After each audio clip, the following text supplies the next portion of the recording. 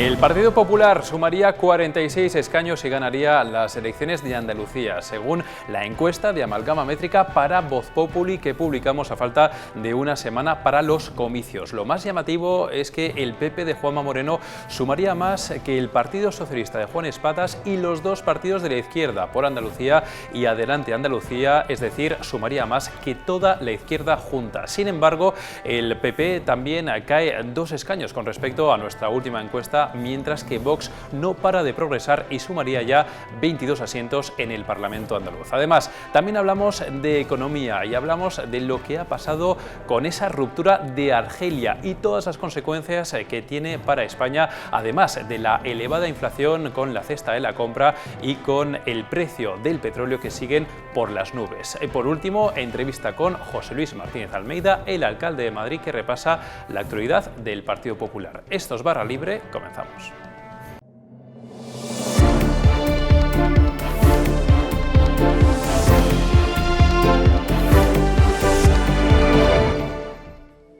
Y comenzamos ya esta edición de Barra Libre con esta encuesta de Amalgama Métrica para Voz Populi a falta de una semana para las elecciones en Andalucía. Vamos a ver ya lo que arrojan los resultados de nuestra encuesta, en la que vemos claramente cómo el Partido Popular de Juanma Moreno saldría ganador de estas elecciones andaluzas con 46 escaños. Son 20 escaños más que lo que obtuvo en el año 2018.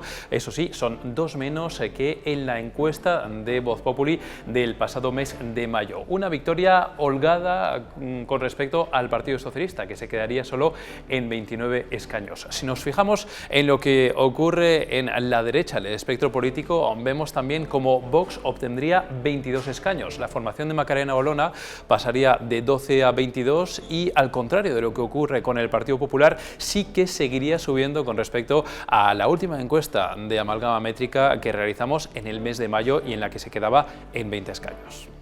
Y si nos fijamos en lo que ocurre en la izquierda, como decíamos, el Partido Socialista obtendría 29 escaños, que serían 4 menos que los que obtuvo en las elecciones del año 2018 y también 4 menos que los que obtenía en la última encuesta de Amalgama Métrica del pasado mes de mayo. Además, también vemos cómo los partidos de la izquierda suman 12 escaños, 3 de Adelante Andalucía, la formación de Teresa Rodríguez, y 9 por Andalucía, la formación de Izquierda con Más País, y con también el apoyo de Podemos. Y además sorprende este dato, que es que el Partido Popular, como pueden ver aquí en este gráfico, obtendría con sus 46 escaños más que los 3 partidos de la izquierda juntos. Y como último detalle, ya lo habrán visto también, desaparece Ciudadanos, la formación de Juan Marín, hasta ahora vicepresidente de la Junta de Andalucía, que obtuvo 21 escaños en el año 2018 en las últimas elecciones, pero que sin embargo ahora, al menos en nuestra encuesta, desaparecería de este Parlamento andaluz.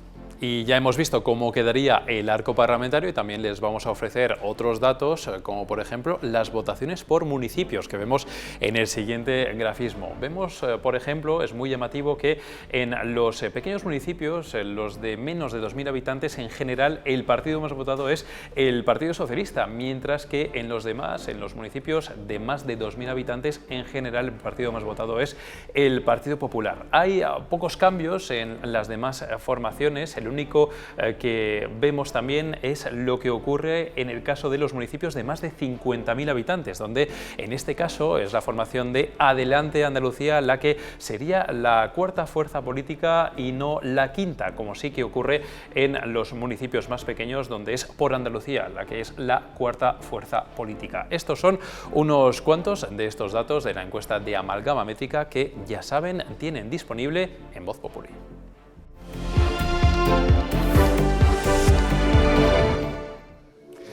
Y como cada domingo vamos ya con la parte económica de Barra Libre y como siempre con el redactor jefe de Economía de esta casa, Juan Delgado. ¿Qué tal? ¿Cómo estás? ¿Qué tal? Muy buenas. A ver, Juan, vamos a hablar esencialmente de Argelia. Hace unos meses, hace unas semanas, veíamos ese cambio de postura de España con respecto a el Sáhara Occidental y a Marruecos. Todavía hay mucha gente que se pregunta a qué responde esta cuestión. Dicen los expertos que es para hacer frente a la presión migratoria, a la lucha contra el narcotráfico. También hay quien ve las razones económicas económicas, de llevarse bien con el vecino.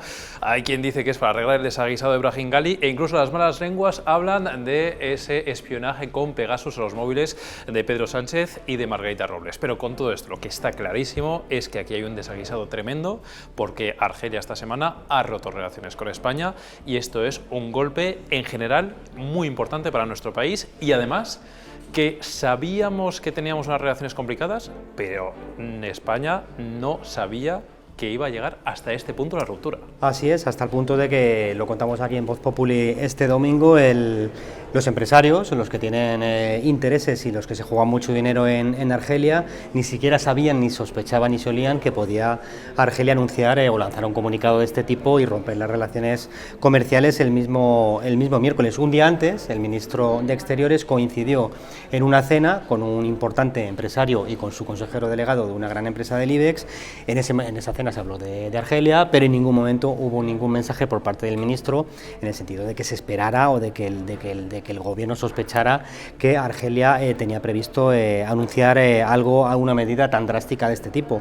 Lo que está claro es que hay lo que provocó Sánchez en su día, con su decisión de acercarse a Marruecos, es provocar un incendio monumental en Europa, en el peor momento, ya que estamos hablando de un instante en el que hay una guerra ahí a la vuelta de la esquina, en Ucrania, con una crisis energética que venía de antes incluso de la guerra, y con la inflación disparada que ahora mismo se ha convertido en el talón de Aquiles de la economía española y en parte también europea, pero sobre todo de la española. Claro, vemos aquí, nos estás contando que no se sabía o no se había trasladado en este caso, empresarios, como nos dices, esa situación que se podía dar con Argelia. Otra muestra también es que el propio ministro Álvarez canceló a ultimísima hora esa presencia que tenía prevista en la cumbre de las Américas en Los Ángeles para viajar de forma express a Bruselas para que en este caso la Comisión Europea le echara un capote a nuestro país, porque también hemos visto cómo han acusado desde la Comisión Europea a Argelia de romper el acuerdo de asociación con la Unión Europea. Es decir, aquí estamos ante un problema, o lo que se traduce esto es que estamos ante un problema que no solamente es de España, sino que también es un poquito común por el contexto en el que estamos con esas dificultades energéticas. Es un problema grave que de hecho está alentando muchos tipos de teorías en vista de que no hay ninguna explicación plausible para entender lo que está pasando. Por un lado, está la interpretación del que ni CNI, ni el CNI, el Centro Nacional de Inteligencia ni Exteriores sabía nada, pero también hay una teoría sospechosa que apunta a que agentes del CNI sabían algo o sospechaban algo, pero se callaron en parte en venganza, entre comillas, por la crisis del CNI que vivió recientemente, hace unas semanas, en respuesta del gobierno por el caso Pegasus, ¿no?, que acabó cobrándose la cabeza de la directora del centro. Vamos a ver qué ocurre con Bruselas, cuál es la actitud y la acción que emprende la Unión Europea. Hay que tener muy claro que la Unión Europea está ayudando a España, o parece que va a ayudar a España, por un lado porque hay una afrenta comercial contra uno de sus socios, contra España, pero sobre todo, lo más importante es que quien está protagonizando esa afrenta es el país que suministra prácticamente el 25% del gas que llega a Europa. Ese es el factor fundamental para entender por qué la Unión Europea se ha dado un paso adelante tan rápido para intentar defender a España. Si no hablamos de un suministrador de energía como Argelia, sería otra cosa, por supuesto. Y además aquí, Juan, también hay que decir que hay muchas consecuencias para nuestro país. Una de ellas, ya la habíamos contado en Voz Populi hace un par de días, eran esas exportaciones de más de 1.000 millones de euros de España a Argelia que están comprometidas en 2022, pero bueno, hay un, digamos, sentimiento generalizado de preocupación en muchas empresas de varios sectores que tienen intereses en Argelia, no solamente las exportaciones, sino también la dependencia que tenemos de este país, ¿no? Exactamente, buena parte de las empresas que actúan allí, sobre todo las que tienen contratos grandes, bueno, pues están un poco en función de lo que decida el gobierno, ya que esos contratos, el precio lo renegocia el gobierno. A partir de ahora se abren un par de escenarios. Uno es que Argelia, sometida a las presiones, decida dar marcha atrás y vuelve a reanudar las relaciones comerciales, pero también puede ser que dé un paso hacia adelante, ¿por qué no? A sabiendas de que tiene la llave del gas en sus manos en un momento tan complicado para Europa, puede dar un paso hacia adelante y romper directamente las relaciones diplomáticas con España. También podría cerrar el grifo del gas, metiendo al gobierno en un problema muy grave y obligándole a ir a los tribunales de arbitraje internacionales. Argelia también se puede reservar una carta bajo la manga, que no es otra que esperar y ver, retirar las acciones incluso de represión comercial. Ahora bien, en el momento en que haya empresas que tengan que renegociar contratos con el gobierno argelino, directamente pueden elevar el precio hasta el punto de que no resulte interesante para las empresas españolas y estas tengan que hacer la maleta y dejar de operar en Argelia. El ejemplo más significativo es el de Naturgy, que está asociada con Sonatrach para traer gas a España por el tubo submarino. Ese contrato tiene que renegociarse próximamente, a medio plazo. Perfectamente en manos del gobierno argelino está elevar el precio de ese contrato para que no resulte interesante o para que el gas le resulte mucho más caro al gobierno español. Bueno, pues desde luego no estamos ahora mismo con los precios de la energía como para meternos en este tipo de berenjenales, porque lo cierto es que no solamente como consecuencia, ya veremos cuál es la consecuencia de esta situación con Argelia, pero sobre todo lo que vemos es una inflación galopante, disparada en estos últimos meses. Hemos vuelto a tener otro dato alarmante de prácticamente el 9% de inflación que hemos conocido esta semana. Todo esto lo que nos hace ver es que los precios de la energía siguen estando por las nubes y que también como consecuencia de la guerra en Ucrania, etcétera, ahora mismo seguimos en un contexto de extremada, muy complicada para tantas familias que ven con mucha preocupación lo que pueda pasar de cara al futuro. Sí, bueno, recordemos que el gobierno ha tenido la tan mala suerte de que esta semana ese acuerdo tan buscado y tan esperado que va a permitir a Portugal y a España tener un tope en el precio del gas, lo cual va a abaratar la energía, ha sido contraprogramado, por decirlo de alguna manera, por el gobierno argelino, ya que el mismo día que Argel lanzó ese comunicado tan duro, rompiendo las relaciones comerciales, al mismo tiempo la Unión Europea, por fin, la Comisión Europea dio luz verde a ese acuerdo tan esperado del gobierno.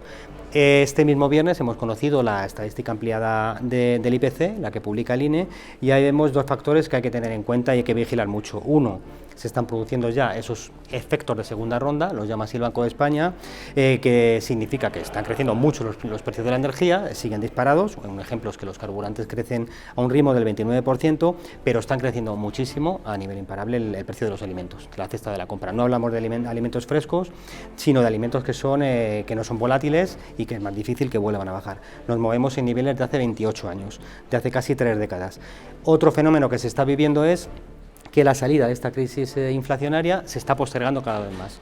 Hasta ahora la previsión era que la inflación, los precios comenzaran a caer en la segunda mitad del año, de forma que en 2023 tuviéramos unos niveles de inflación más o menos aceptables. Lo que está ocurriendo es lo contrario, la inflación no baja, o sea, baja muy poquito, y lo normal será que baje unas décimas en los próximos meses, pero que se mantenga alta, y eso lo afirma tanto la OCDE como el Banco de España a lo largo de 2023. Esto lo que va a provocar, entre otras cosas, va a dificultar mucho la renegociación de los sueldos, de los salarios, en la segunda mitad del año, lo cual es una patata caliente importante para Sánchez. Este mismo viernes, el líder de UGT, Pepe Álvarez, ya ha anunciado que puede haber batallas durísimas, él lo ha expresado en esos términos, en la segunda mitad del año, si los empresarios pues no ceden y no suben más los salarios para que vayan acordes con la inflación. Veremos si no hay algún tipo de movilización después del verano. Pues lo que está claro es que tenemos una cesta de la compra que se está encareciendo por momentos, y además una cesta de la compra, digamos, en la que se repercute esto en todos los precios, ¿no? Como bien decías tú, no solamente en los frescos, sino también en otro tipo de productos en los cuales es más difícil que se invierta esa tendencia, y por eso ahora pues hacer platos cotidianos de toda la vida en casa nos está costando cada vez más caro y para las familias es cada vez más complicado, claro. Efectivamente, la subida es brutal, estamos hablando de niveles de hace casi 3 décadas y lo contamos en Voz Populi, o sea, lo que no sé, una comida tan típica como la paella, pues hacer una paella ahora mismo te cuesta un 14% más caro de lo que te costaba hace un año. Claro, esto hay gente que puede notarlo poco, pero hay gente que lo nota mucho, es decir, yo creo que este verano probablemente vamos a ver una imagen engañosa que nos refleja pues cómo hay dos Españas que están viviendo la crisis de forma diferente. Por un lado va a estar la gente que sale de vacaciones, que se puede permitir viajar, que ir a las playas, a hoteles, que puede volver a viajar al extranjero. Es la foto que por supuesto va a utilizar el gobierno para vender, entre comillas, que España vuelve a ir bien o un poco mejor, pero luego está la otra España que es la que nos llega a fin de mes, que es la que no se va a poder ir de vacaciones, y hablamos de millones y millones de hogares, que son los que probablemente merecen una subidas de salarios más acordes con la inflación y, por supuesto, una revalorización de las pensiones, en este caso sí, indexada al IPC. Esta semana hemos dado un dato muy significativo. En mayo se han vendido 100.000 coches diésel de segunda mano, una barbaridad. Hablamos de coches diésel viejos, de segunda mano.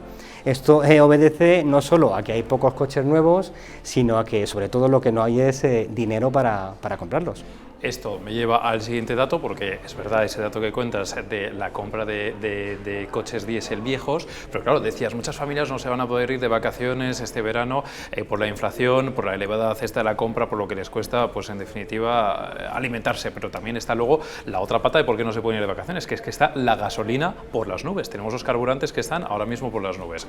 Yo he echado gasolina en mi coche hace menos de 24 horas y en la gasolinera, estábamos viendo imágenes antes en pantalla de una gasolinera, ya encontrarla por debajo de 2 euros este fin de semana con precios en máximos es complicado, es complicado. Sí. Entonces, claro, con esos precios también es imposible. Es para complicado y eso no va a cambiar este verano, que es cuando se producen más desplazamientos vacacionales. Es decir, por un lado, los desplazamientos que se dejan de hacer para ir al trabajo se compensan por todo lo que la gente viaja para hacer turismo interior. Estamos hablando incluso con la subida con la bonificación que aprobó el gobierno, estamos hablando de subidas de casi el 30% de los carburantes. Aunque el gobierno haya prorrogado esos descuentos hasta septiembre, vamos a seguir viendo esos precios elevados a lo largo del verano, así que bueno, ya podemos ir preparándonos para lo que se avecina, eso no va a cambiar. Bueno, Juan, y una última pregunta en este caso sobre las previsiones económicas que hemos ido conociendo esta semana. Hemos visto las del Banco de España, hemos conocido también las de la OCDE. Hay coincidencia, digamos, en rebajar todavía más las previsiones del gobierno, no es ninguna novedad, y marcarse en el torno del 4%. Creo que coincidían los dos organismos en el 4,1%. Esto significa que cada vez se ralentiza más la recuperación después de la crisis de la pandemia, en la cual, recordemos, España fue el país más golpeado de toda la Unión Europea. Así es, el Banco de España, hay que recordar que en diciembre del año pasado, es decir, hace muy pocos meses, estaba hablando de un pronóstico de en torno al 5,4% de crecimiento este año y ahora ya va por el 4,1%, y estamos en junio. Es decir, vamos a ver qué pasa a lo largo de los meses, teniendo en cuenta que hay un factor que va a distorsionar todo y que es muy difícil hacer previsiones precisamente por él, que hablamos de la subida de tipos que ha anunciado esta semana el Banco Central Europeo. La novedad es que le ha puesto fecha, ha dicho que va a haber una primera subida de tipos después de muchos años en julio y una segunda subida en septiembre. Esto va a tener evidentemente un doble impacto, como siempre hay un impacto microeconómico y otro macroeconómico. El micro, que es difícil de medir, se va a traducir en que van a encarecerse las hipotecas y van a crecer lentamente los intereses de los depósitos, pero siempre la subida de las hipotecas va a ir por delante. Es decir, que al final nos va a arañar un poco más el bolsillo y no va a compensar por lo que uno pueda ganar en rentabilidad en los depósitos que tiene el banco. A nivel macro, la subida de tipos lo que va a hacer es ayudar a contener en teoría la inflación, pero claro, paralelamente eso lo que va a provocar es un encarecimiento de la financiación para las empresas y sobre todo para el Estado, y ahí es donde pueden aflorar problemas como el que tanto preocupa al gobierno, que es la prima de riesgo, ¿no? Vamos a ver si a final de año esa prima empieza a aflorar, lo cual pues supondría un problema para el gobierno, básicamente porque Bruselas comenzaría a apretar las tuercas para que haga ajustes, pero bueno, es verdad que es muy pronto para hacer previsiones. Bueno, pues ya lo ven, así está la situación económica, la verdad es que bastante compleja entre unos factores y otros. Lo que está claro es que a mucha gente va a tener que apretarse el cinturón en España a lo largo de los próximos meses, aunque eso sí, Juan, apretarse el cinturón, pero hay que beber mucho, mucho líquido, que estamos en plena ola de calor, que esto es casi insoportable y hay que tener también cuidado con eso, Así que esperemos aún así poder disfrutar el resto del fin de semana y como siempre, Juan Delgado, redactor jefe de Economía, muchísimas gracias por el análisis. Encantado, un placer, gracias. Y este fin de semana también pueden leer en Voz Populi la entrevista de nuestro compañero Jesús Ortega con el alcalde de Madrid, José Luis Martínez Almeida, que aborda varias situaciones del consistorio madrileño y también algún que otro asunto peliagudo, como por ejemplo el caso mascarillas. Además, también le hemos preguntado a Almeida por la crisis del Partido Popular en tiempos en los que era precisamente portavoz nacional de esta formación. Él nos dice que tiene la conciencia muy tranquila con todo lo que ocurrió en los últimos días de Pablo Casado al frente del PP y también nos habla de Alberto Núñez Feijóo. Le escuchamos. Nos enfrentamos, yo creo que a la peor crisis que ha tenido el Partido Popular a lo largo de toda su historia. Hablé con Pablo Casado antes de anunciar públicamente que no continuaba como portavoz nacional del Partido Popular, que le expliqué mis razones, que básicamente iban vinculadas a que obviamente había saltado lo del tema del posible intento de obtención de información, y que en ese momento yo entendía que los madrileños tenían que tener muy claro que por encima de mis responsabilidades orgánicas estaban mis responsabilidades institucionales, y que por tanto no podía haber ningún tipo de confusión de intereses entre ser alcalde de Madrid y portavoz nacional del Partido Popular. Yo creo que uno lo que tiene es que tener la conciencia tranquila, y yo en ese sentido tengo la conciencia tranquila en relación con mi actuación a lo largo de todos esos meses. Creo que sin lugar a dudas Alberto Núñez Feijóo es la mejor solución posible para el Partido Popular, pero sobre todo la mejor solución posible para España. Y yo creo que en ese sentido, desde luego, es el antídoto perfecto frente a Pedro Sánchez, una persona que ha conseguido 4 mayorías absolutas, por tanto, que al margen de los términos electorales consigue aglutinar a una inmensa mayoría de personas en torno a su proyecto, que las ha conseguido porque ha sido capaz de gestionar bien los asuntos públicos, de tomar decisiones acertadas y adecuadas, de hacer progresar a Galicia, y que al mismo tiempo yo creo que todo el mundo conoce cuál es su trayectoria y su capacidad de gestión, y que es una persona seria y rigurosa. Cuando Pedro Sánchez le dice a Alberto Núñez Feijóo no estorbe, Pedro Sánchez se está equivocando profundamente, porque los españoles piensan que quien estorba es Pedro Sánchez y no Alberto Núñez Feijóo. Por tanto, yo creo que desde luego, desde lo traumático del cambio, sin lugar a dudas, es la mejor solución posible, no solo para el Partido Popular, sino para España. La entrevista la tienen disponible completa en Voz Populi, pero por si acaso les ofrecemos otro fragmento que tiene que ver con las relaciones que tiene en el consistorio con Ciudadanos y con Begoña Villacís. El alcalde asegura que en ningún momento le ha constado que hubiera una moción de censura en su contra encima de la mesa, y en cualquier caso dice que aunque le gustaría gobernar en solitario, también se siente muy cómodo, en este caso, con Ciudadanos. Escuchamos. A mí no me consta, desde luego, que esa moción de censura estuviera encima de la mesa por fuentes directas, y todos suponemos quién es la persona a la que estoy hablando. Como el Begoña en ningún momento me planteó que pudiera hacer una moción de censura, me planteó, como es lógico, su preocupación y su inquietud, tanto porque las informaciones que estaban apareciendo, como por otro lado, porque no la hubiéramos informado anteriormente de que se habían hecho una serie de averiguaciones, y me parece muy lógico y muy razonable que me lo planteara, pero nunca habló de ninguna manera de una moción de censura, y de forma indirecta, a pesar de que en Madrid todos somos conscientes de que es una olla de rumores, un hervidero completamente, yo puedo decir abiertamente que tampoco de forma indirecta a mí me llegó que fuera viable en algún momento que pudiera haber una moción de censura. Después de todo lo que ha pasado, desde la moción de censura en Murcia que impulsó Ciudadanos, en este caso contra un gobierno del Partido Popular, luego las elecciones en Madrid, luego las elecciones en Castilla y León, luego las elecciones en Andalucía, después de todo lo que ha pasado en esta legislatura, si estamos trabajando juntos y seguimos unidos, estoy convencido de que vamos a seguir trabajando juntos y estando unidos por el bien de los madrileños. Aspiro a gobernar en solitario, porque gobernar en solitario quiere decir que has tenido la confianza muy mayoritaria de los madrileños, y yo creo que eso también es importante. Un gobierno que tenga un respaldo muy mayoritario es un gobierno más fuerte, en mi opinión, más sólido, y que respalda un programa electoral determinado. Dicho lo cual, yo estoy muy cómodo en este gobierno. No sé si tendré esa mayoría, pero yo lo que no puedo negar es que estoy muy cómodo en el gobierno que tenemos ahora en el Ayuntamiento de Madrid. Sí, discrepancias hay y diferencias también, pero no es menos cierto que creo que nos podremos presentar ante los madrileños, tanto el Partido Popular como Ciudadanos, haciendo un buen balance de gestión de una legislatura tan complicada y tan difícil. Por tanto, yo aspiro a gobernar en solitario, pero lo que puedo decir en este momento es que con este gobierno también estoy muy cómodo. Y para acabar esta edición de Barra Libre, cine en blanco y negrete, dedicado a el gran actor de Hollywood John Wayne, porque este fin de semana se cumplen 43 años del fallecimiento de este icono del cine bélico y de las películas del oeste. Con esto despedimos esta edición de Barra Libre, volveremos como siempre mañana con más contenidos.